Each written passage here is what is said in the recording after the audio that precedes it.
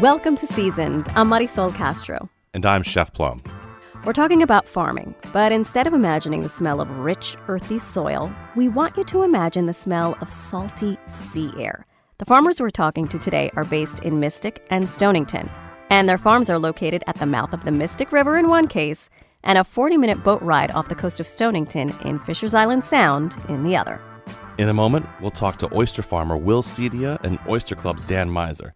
Later in the hour, you'll hear from kelp farmer Suzie Flores. But first, the most delicious bivalves you can possibly eat, scallops and oysters. The scallops part may be debatable. How could you not like scallops? Because I don't know how to make them. It's one of the easiest things you could possibly cook in the world, and they're delicious and succulent. I have like a weird love affair with scallops in my life.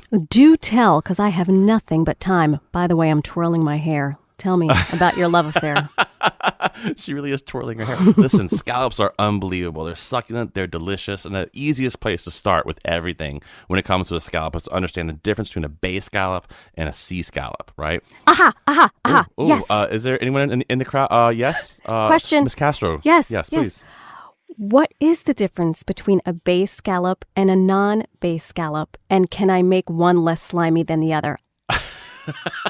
I'm so glad you asked. That's where I was going to go.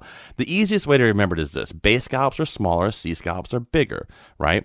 Think about this. A bay is smaller than the sea. So if it's a bay scallop, it's a small scallop. If it's a sea scallop, it's a big scallop. How about that? Look at you.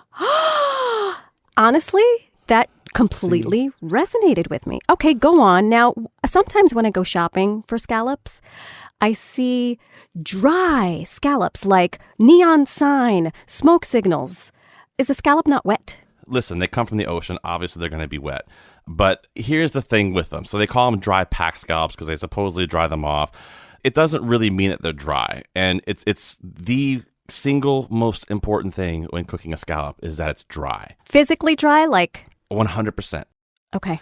I'll tell you what happens. So if you don't dry it off before you cook it, what happens is when you put it in that pan, all that moisture comes out, and what happens, the scallop essentially steams, and when it steams, it can't sear. So you can't have the Maillard reaction, which is, it's not caramelization, it's called the Maillard reaction, happen in a pan with a protein if there's water present.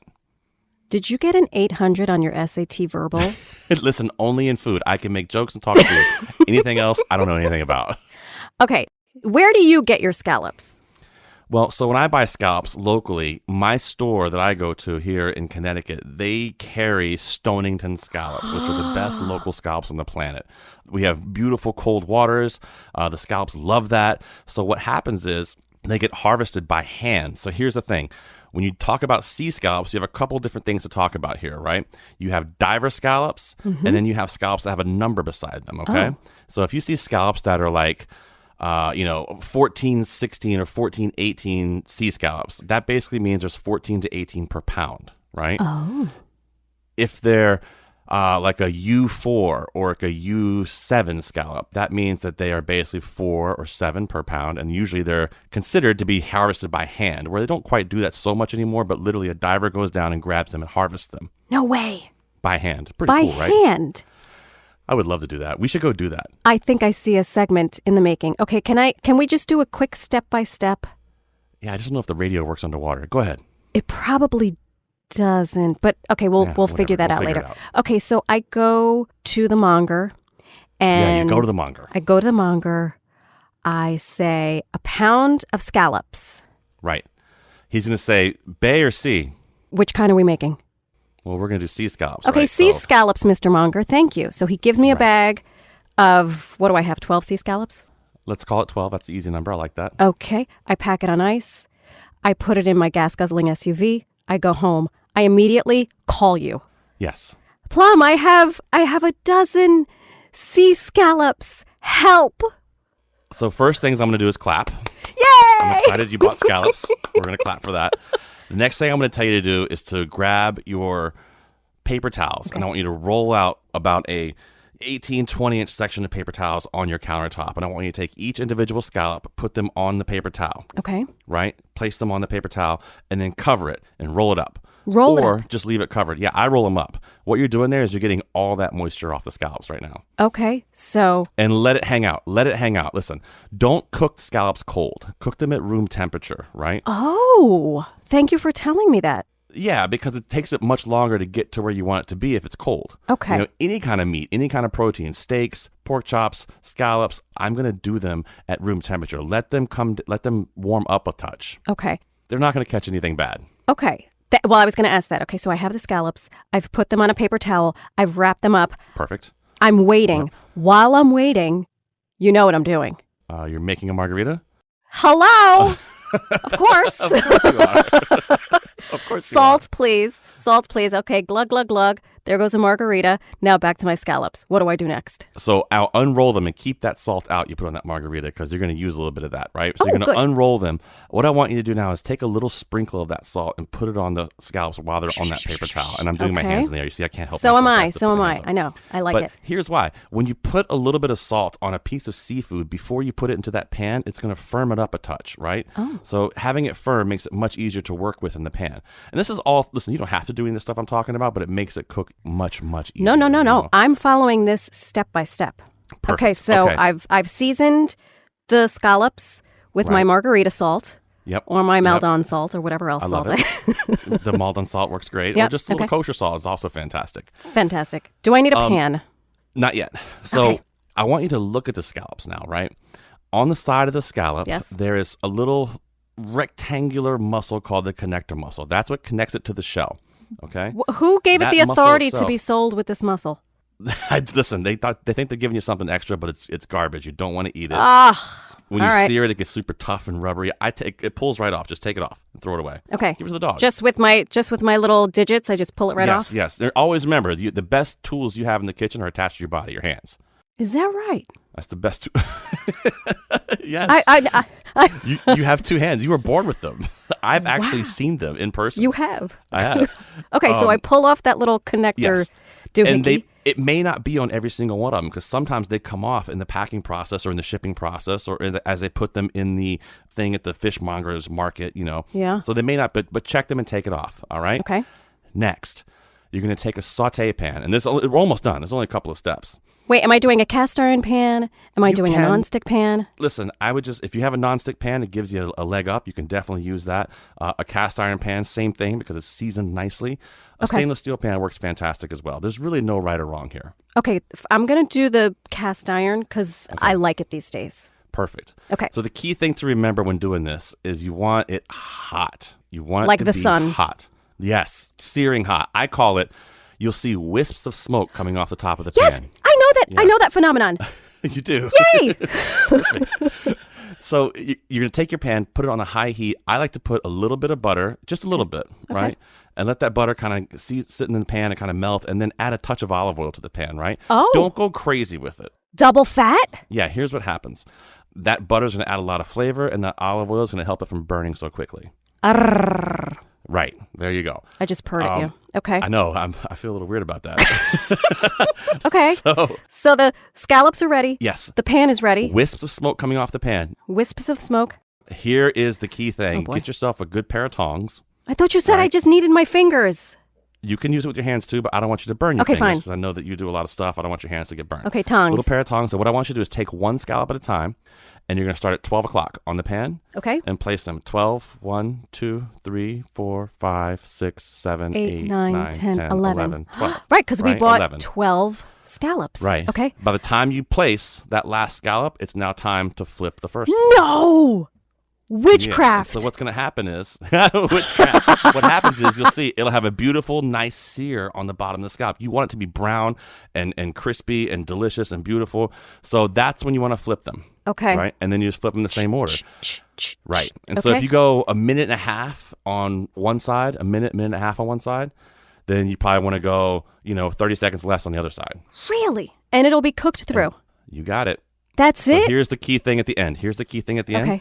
You're going to take a plate with some paper towel on it, and you're going to take the scallops out of the pan onto the plate. Yep. Let them hang out on that plate with that paper towel for 10 or 15 seconds. What happens is they have a lot of moisture that comes out of them, right? Oh.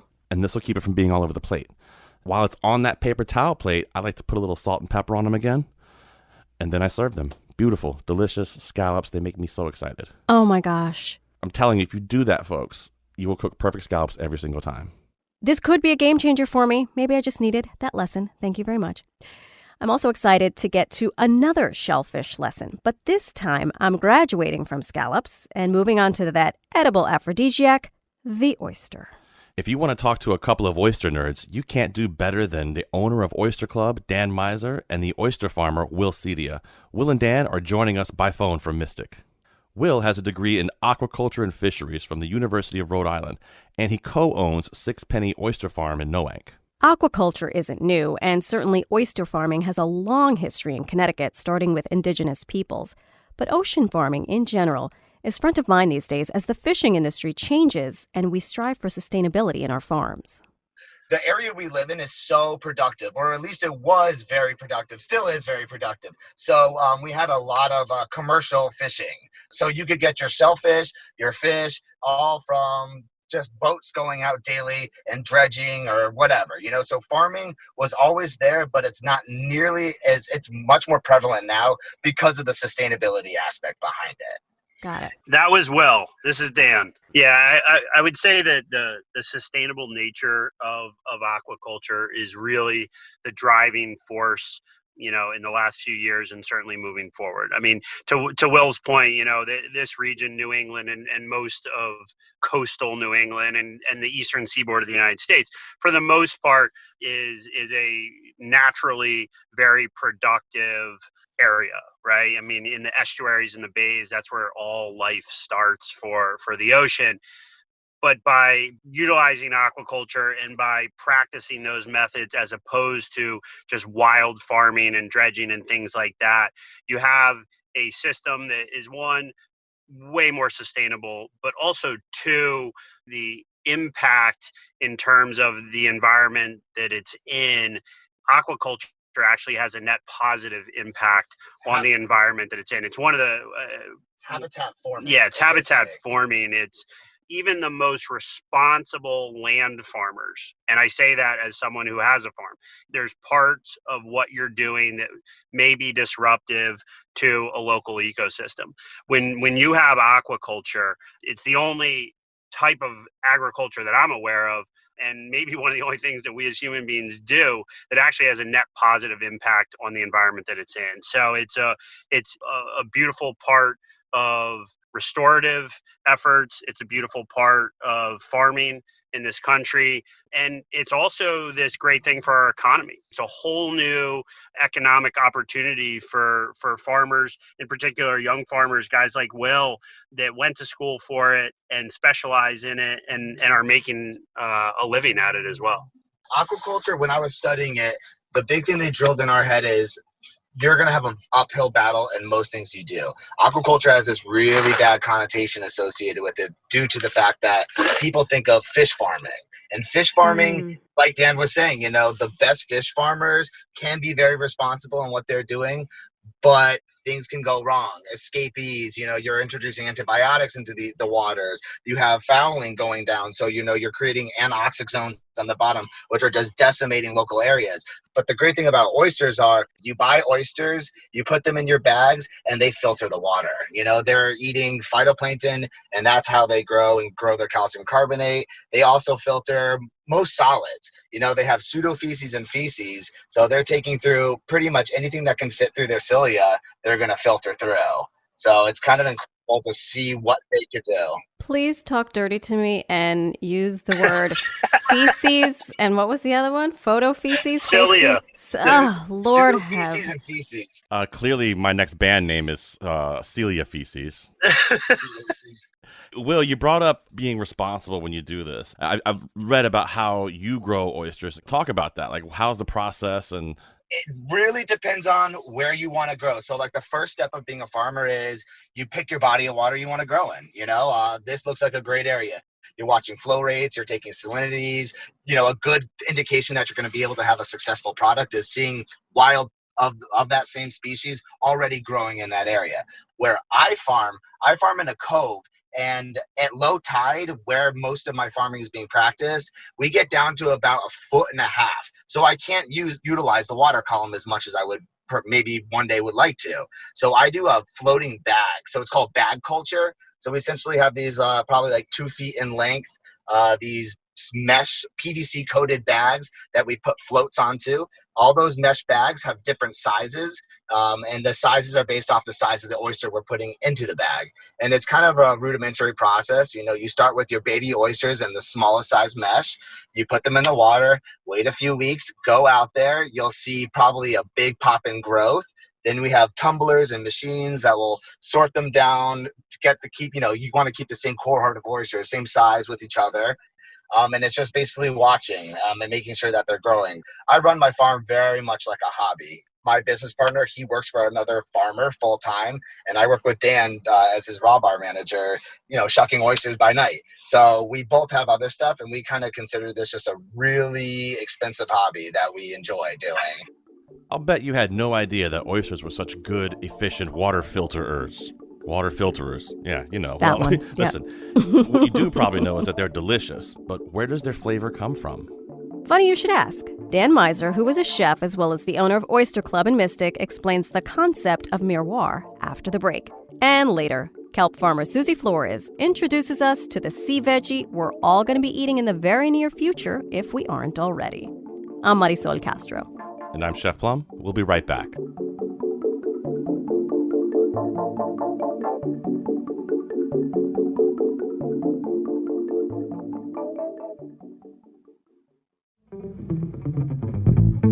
Welcome back to Seasoned. I'm Marisol Castro. And I'm Chef Plum. Earlier in the show, we learned how oyster farmer Will Ceddia grows the sixpenny oysters you may have slurped at Dan Meiser's restaurants in Mystic.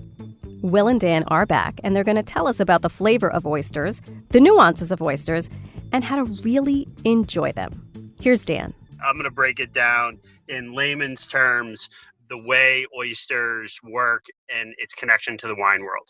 In the wine world, we talk about terroir, right? You can take a Chardonnay that is grown in Burgundy in France. That's a grape, Marisol, just so you know. It's not just a particular type of wine. That's a grape variety. It's a grape variety. And you can take that same exact grape, that same plant, and plant it in Oregon, plant it in the East End of Long Island, plant it in Sonoma. And with the same genetics, because of its location and the farmer and the process, you can get 4 very, very different flavors, 4 very, very different interpretations of what that Chardonnay clone can be. The same is true with oysters. So on the East Coast of the United States, from a genetic standpoint, what is it called? The C. virginica is the Latin name. Yeah, Crassostera virginica is East There you Coast. go. West Coast is Crassostera digrade. Right. Gesundheit. My band name just changed. Second band name. But point being, you can take those oysters and you can take that seed and you could put one out at Will's farm at the mouth of the Mystic River. You could take that same exact seed and plant it in Ninigret Pond over in Rhode Island. You could take that same exact seed, plant it over at Fisher's Island, New York, take that same exact seed and plant it somewhere up in Maine. And you're going to get 4 very, very different oysters. And the reason for that, just like in the wine world, we say it's terroir.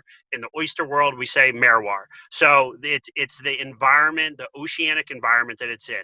It has to do with tidal flows, salinity, sunlight, predation. It has to do with depth, the style in which the oyster is grown, whether you're doing floating bags like Will, whether you're doing lantern suspension like they do at Fisher's Island, or whether you're doing bottom culture like they do down at Mystic Oyster in Noank. All roads point back to wine. Plum, it's like they're talking my language. Yeah.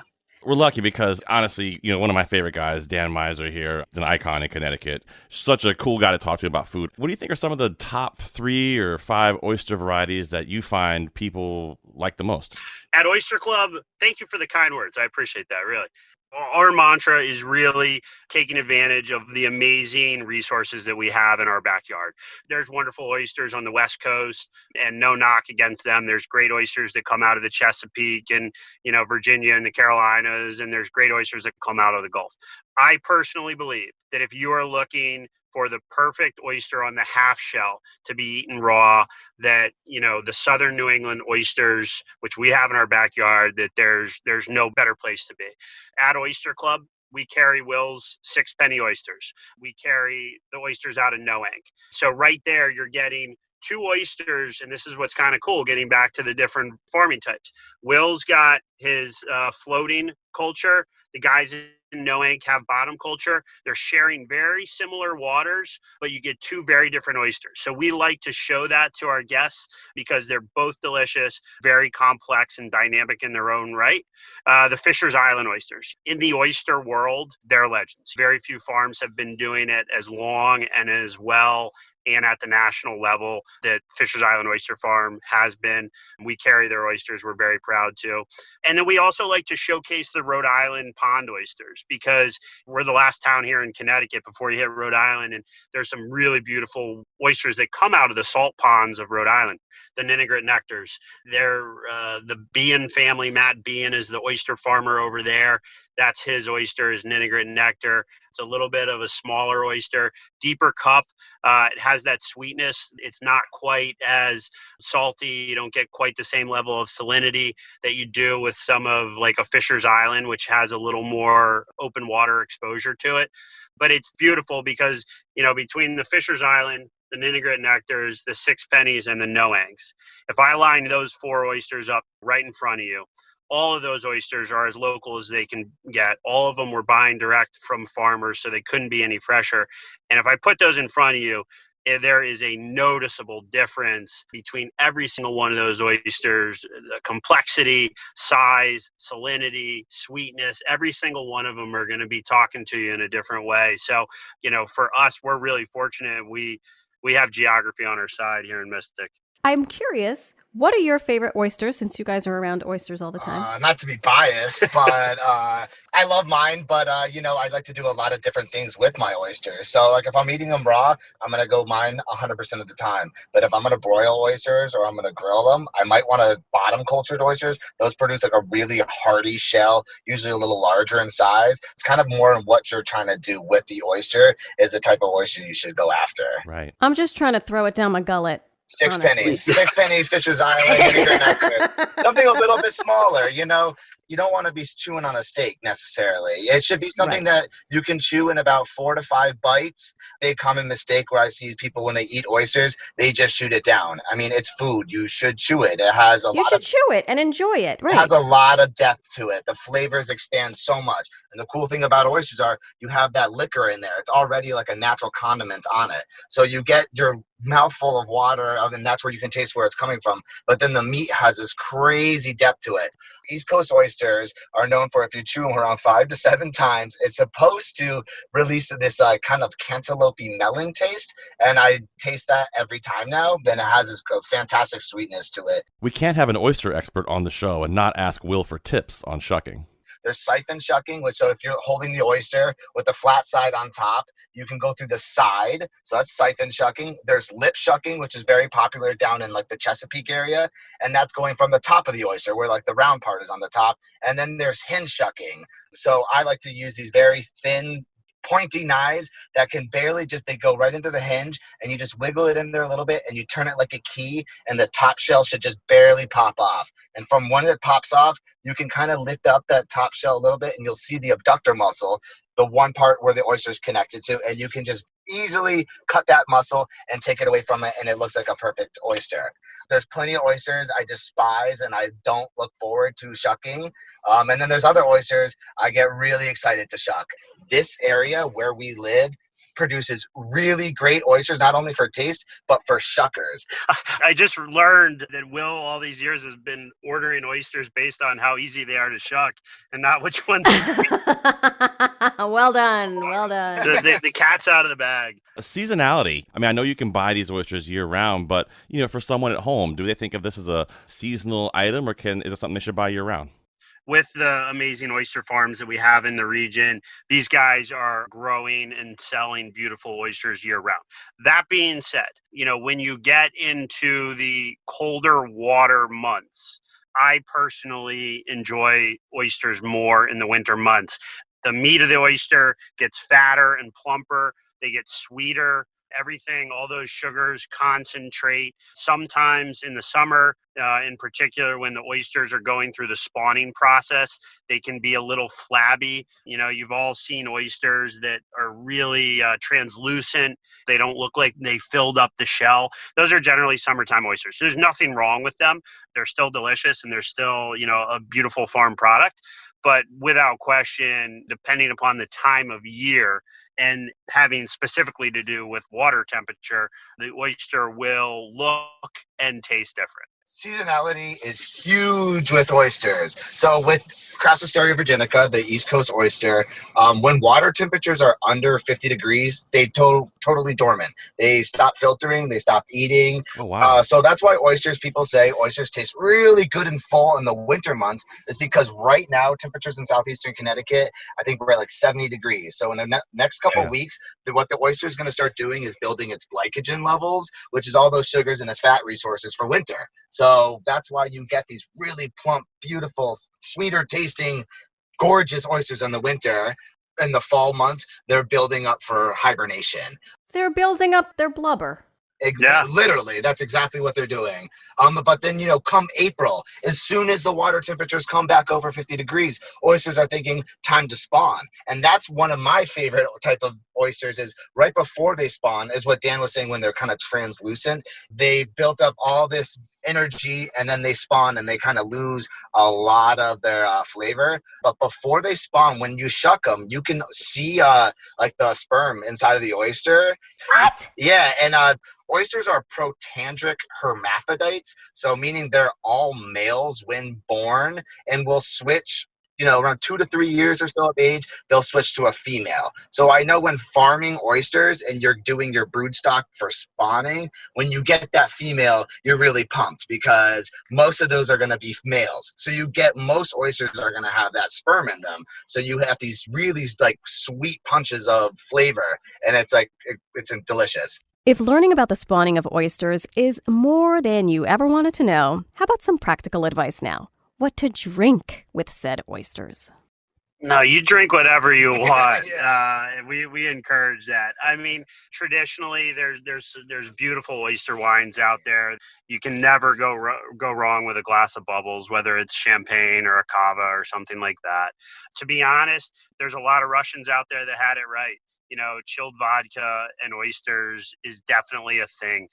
Stout and oysters is definitely a thing. Pilsners and oysters, that's what I do. They're even oyster stout is a style of stouts that are still brewed to this day.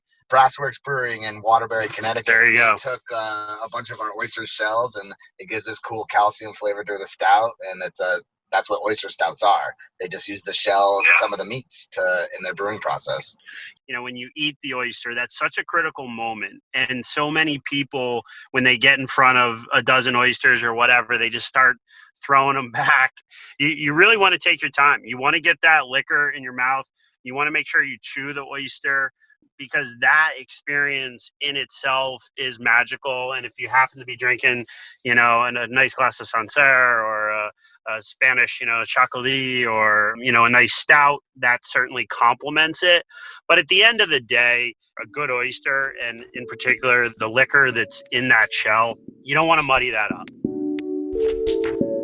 That was Dan Meiser, owner of Oyster Club in Mystic. Great news for all the regulars who have missed the restaurant since March. Oyster Club's renovation is complete, and those gorgeous orange doors are open to the guests once again. We also heard from oyster farmer and co-owner of Sixpenny Oyster Farm, Will Ceddia. He gave Plum so many ideas for new band names. Will you be playing drums for them? I'll play all the instruments, all of them.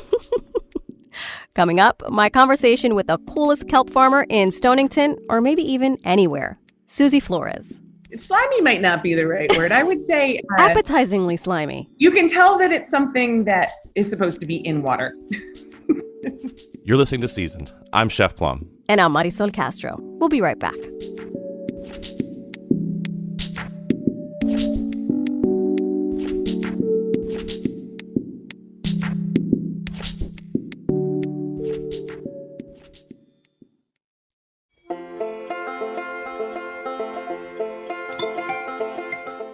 I'm Marisol Castro. This is Seasoned. If shellfish isn't your thing, but you're interested in exploring the ocean for delicious things to eat aside from fish, farmer Suzie Flores just might be able to turn you on to her crop, seaweed.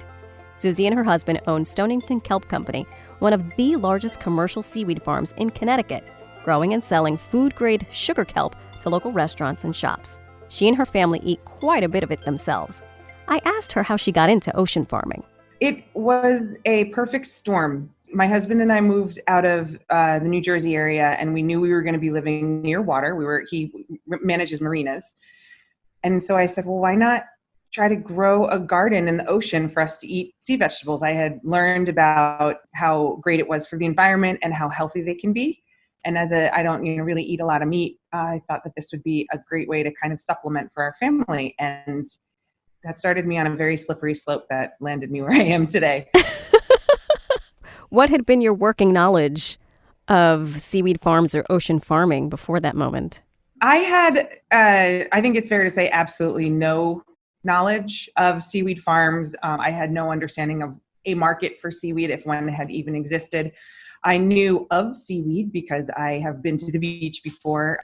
I had read a little bit about the environmental impacts of seaweed, but to me, it always felt like something that was outside of just kind of being in the way when I'm trying to lay my beach blanket, something that was from a far, far away place. I didn't think of food grade seaweed being cultivated domestically. To me, it was always, something that happened in Asia. Yeah, or something. I have memories of me being a child in Orchard Beach, which is part of the Long Island Sound in the Bronx, and my sister and I would play with seaweed in our hair and pretend like, oh, we were mermaids and we just emerged and here was the sea monster on our head.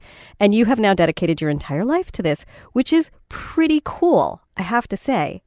Farming, to begin with, is so elusive. There are so many things that can go wrong. You're battling the elements, and that is with soil that you can just walk over to.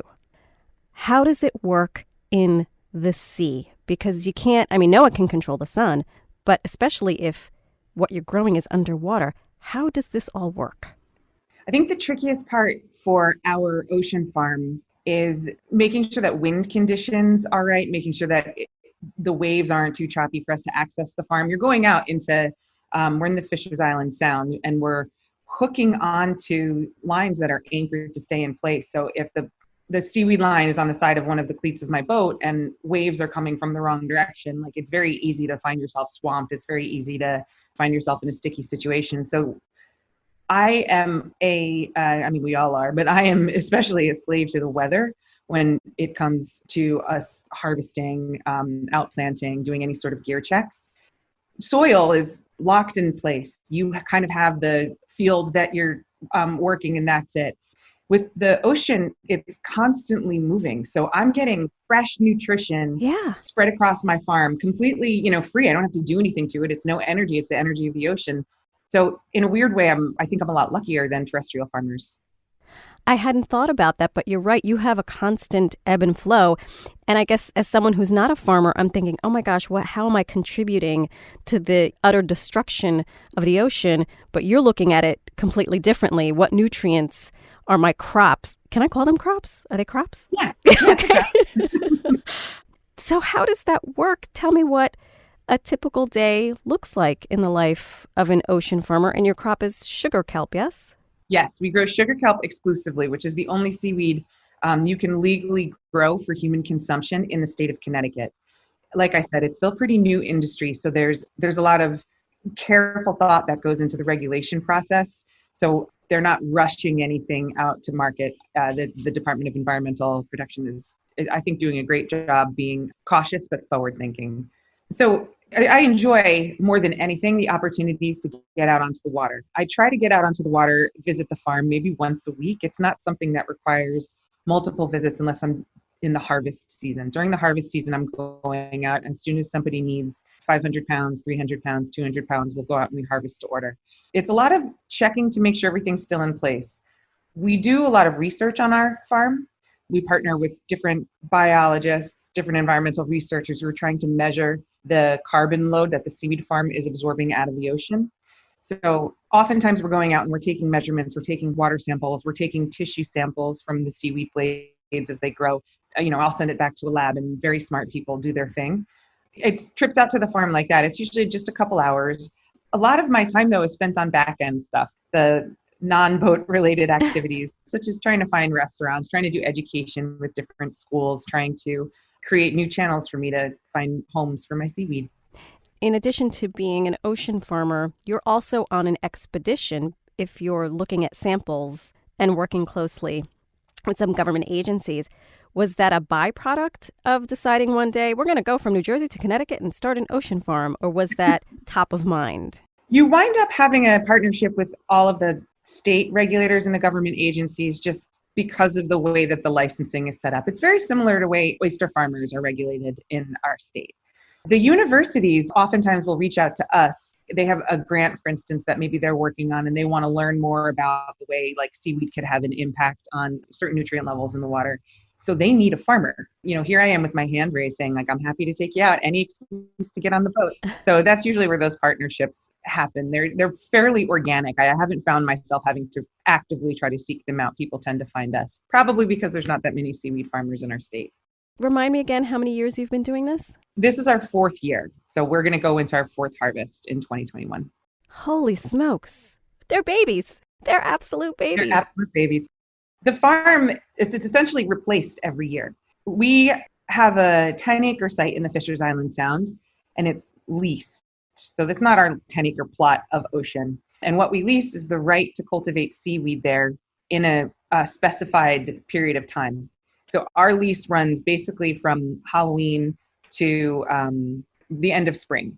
So we only have gear in water at that time. So the seaweed that we outplant in, Thanksgiving of 2020 this year will be harvested in 2021, and then it'll be fully removed from the ocean. Wow. Is that time frame because that's when you're harvesting, that's when you start to finish? The seaweed that we grow is a winter crop, so it thrives during the winter months. And as the waters start to warm, the quality of the seaweed will degrade. Additionally, we're in Stonington, Connecticut. It's a big recreational ocean area. So there's also recreational use for the water.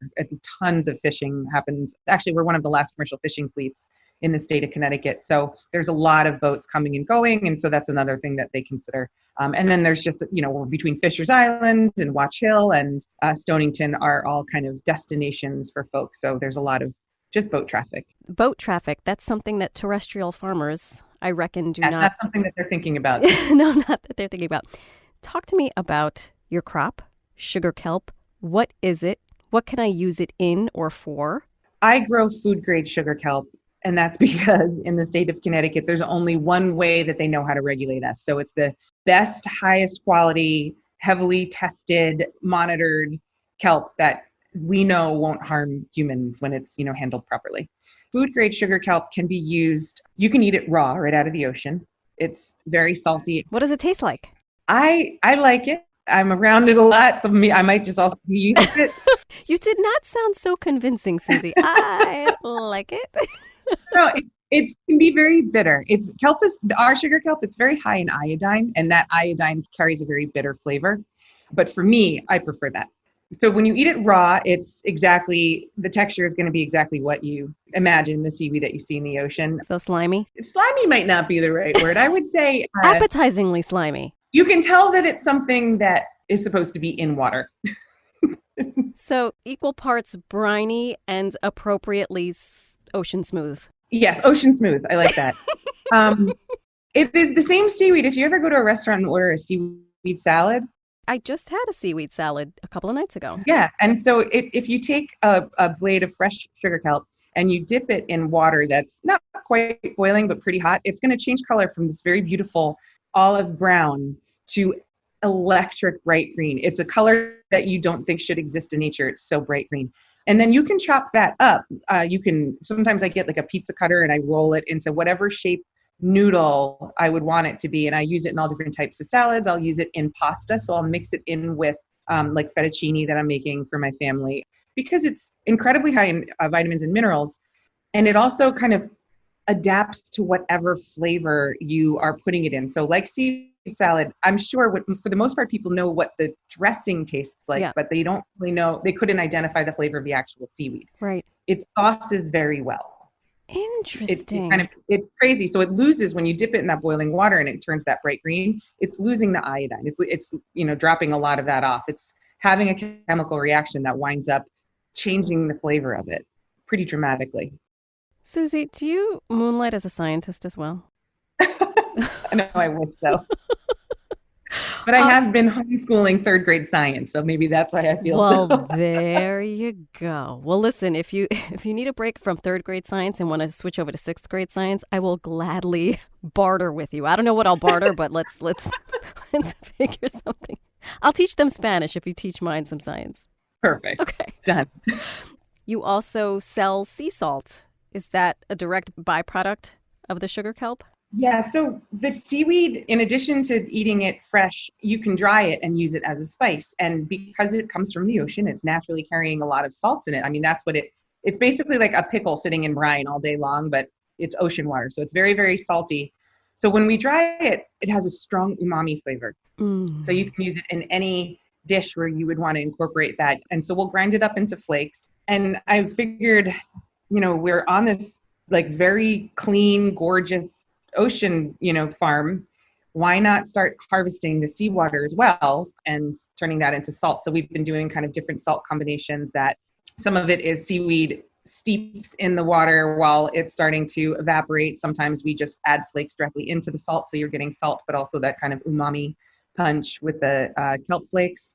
And sometimes it's just plain salt because salt is fabulous. As you were talking, I was thinking about, I'm not sure if you watched Salt Acid Heat. Samin Nosrat, I'm screwing up the thing, but Yes. She does this whole trip to Asia and seeing all those farmers take all the salt out. Is that similar to what you do? It's the exact same thing, but on a much less refined, less classy scale. I don't believe But you. yeah, that was one of the kind of inspirations for some of the salts that we were trying to make. And they use a different species of seaweed, which all of them, they have a terroir, if you will. And so there's, different seaweeds can lend themselves to different flavors, different dishes. Since I'm kind of stuck with just one, we played around a little bit. Sugar kelp is nice because it has a sweetness to it. I was going to ask, the moniker sugar, I would think that's got a little bit of a sweetness to it. Yeah, especially when it's young, so younger in the season, when we, like in April, it's much more tender, kind of like baby kale and baby spinach. It's much more tender and it doesn't carry as much of the bitterness as the fully mature blades. So Suzie, when you decide you and your family are going to come up here, you land on Stonington and you decide to become an ocean farmer, was the crop already there or did you have to bring it? Every year we get seed string from an approved seed string purveyor. What is seed string? It's kind of misleading. I don't plant kelp in the ocean. I take existing kelp and I move it to my ocean farm. So I'm taking little 1 millimeter long seaweed blades and I'm putting them out into the ocean for them to grow. Wow. All we really had to do was find a site that worked with all of the state's regulations in terms of safety and that worked with the local community so that, they wouldn't, we weren't, impeding anybody's view, Sure. Or, anything like that. Not that the seaweed farm, you can really even see it. Right. And then we had to think about whether or not it's a place where seaweed actually would want to grow, that there's enough nutrient load and the current is right and the sun hits it. And then also environmental considerations about whether or not we are, by putting anchors and structures into the ocean, are we destroying some sort of eelgrass habitat or, is there something that we need to be concerned about? So that was a really big job. And thank God I didn't have to also grow the seaweed from scratch. Right. But what Connecticut does is they have a couple, there's not very many of them, but they have a couple operations that are licensed to sell the string. And so that process looks like it'll be scuba divers going out. They go out in our area, kind of near where our farm is. We've actually taken them out on our boat sometimes, and for the kind of vessel that they're jumping on and off. And they just go hunting for wild kelp. They have some parameters for things that they're looking for, but essentially they'll take those samples back to a nursery and they put the reproductive tissue, the source tissue from the seaweed. And this is like the really dumbed down version because that's the only version I understand. It's the only version I understand also, so thank you. And so they take the reproductive tissue and they put them in a tank, like a fish tank. And inside that fish tank is ocean water that they've, kind of cleaned, but it's ocean water that's kept at the right temperature. It has the right lighting. It has the right airflow. And then inside of it is a PVC pipe that's about maybe 1.5 feet long. And around the PVC pipe is tightly wrapped kite string, like regular old white kite string that you would use if you were flying a kite, tightly wrapped around the PVC pipe. When the seaweed starts to reproduce, it wants to attach to a substrate. And that's what happens in nature, right? Like, so they find rocks, something hard that they can attach to, and then they develop. So the only substrate it can attach to is the string. That's around the PVC pipe. It's like the simplest, most brilliant thing. When it's time to go and the water temperatures in Stonington are low enough and the ambient temperatures are, not too cold, we bring those PVC pipes out on our boat, and then we unfurl that kite string around long lines that are suspended in the ocean. And then we just kind of hope nothing happens. So that's why we're checking on it all the time. Is there anything devastating that you've seen? You've gone out and you're like, oh, wow, didn't want this. There's a lot of risks that you run. Like if a boat were to run over the farm, I mean, for me, the bigger devastation would be somebody getting hurt. But right. You could easily lose your farm that way. Hurricanes can knock the seaweed, if it's not strong enough and hasn't attached to the line enough, it can knock it clear off. If even just, high winds or high currents. But it is a pretty hardy and tenacious algae. It hangs on in all sorts of conditions. Mm-hmm. This year, the seaweed was unaffected by the coronavirus. Why grow kelp? I know initially you were saying that you were looking at sea vegetables. As a mom, I can't say that I blame you, but to me, I feel like as I look at the ecosystem, pun intended, of ocean farming, there's an environmental side to it, and I suspect an economical side to all of that. So how does that go into your planning and your thinking as a kelp farmer? My husband and I have a marina where we live and work on a marina, and he services moorings in our area, and we have a bait and tackle shop. So we have these other businesses, the way we feed our family, it all relies on the water and the water quality being good enough for people to want to spend their summers here, and people want to put the boats in the water and go fishing in this area. So I see the seaweed farm as a way to contribute to the water quality health of our local area. Seaweed is it's very sustainable. It doesn't require any fresh water. It doesn't require any fertilizer. I'm not using any land, which can be both expensive in this area, as you know. And these resources, they're finite. If water starts to become very scarce and very difficult to come by, or just more expensive, it's not something that we have to worry about as an ocean farmer. I can still produce food. And it's one of the foods of the future when people talk about a climate change diet. Right. And then also it's extremely fulfilling. Like growing something is, I don't know, it just feels great. I'm out on the water. I'm not sitting in traffic trying to get into the Holland Tunnel anymore. And my blood pressure goes down. I've learned all of these new species of birds because we see them out in the ocean, and we see seals all the time swimming around, fish jumping. It's a good experience for me. It's a much better way for me to live my life than other things I've tried in the past. So I think that it just kind of checks all these boxes. That was Suzie Flores, owner of Stonington Kelp Company. If you want to try cooking with kelp, visit ctpublic.org/seasoned to see recipes for seaweed butter, a seaweed omelet, cucumber miso kelp dip, and a ginger kelp smoothie. No comment from you, Plum. I have to say something because it's just so fun to say. Cucumber miso kelp dip. I'm Marisol Castro. And I'm Chef Plum, a.k.a. Seaweed Butter. Season is produced by Robyn, Doyon-Aitken, and Catie Talarski. Thanks for listening.